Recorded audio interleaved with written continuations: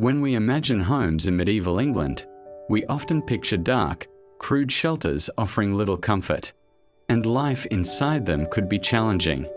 But medieval homes were practical spaces, shaped by climate, locally available materials, and the routines of family life.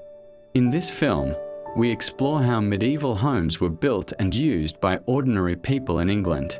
We look at construction methods, how space was shared, how warmth and light were managed, and how everyday life unfolded within these houses.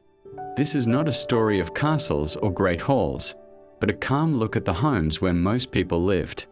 Most early peasant homes were simple structures made by the families themselves. Early houses were typically one-room buildings built of sticks, straw, and mud. Families and their animals often shared this space because there was nowhere else to keep livestock.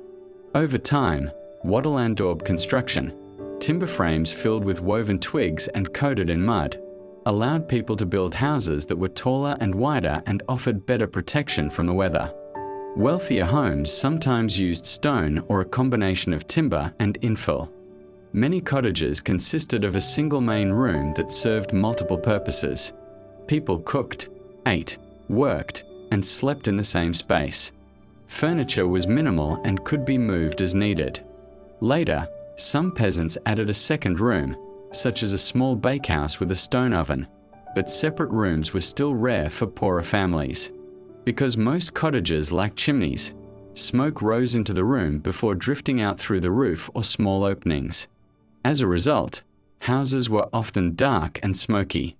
Smell, heat, and smoke were part of everyday domestic life.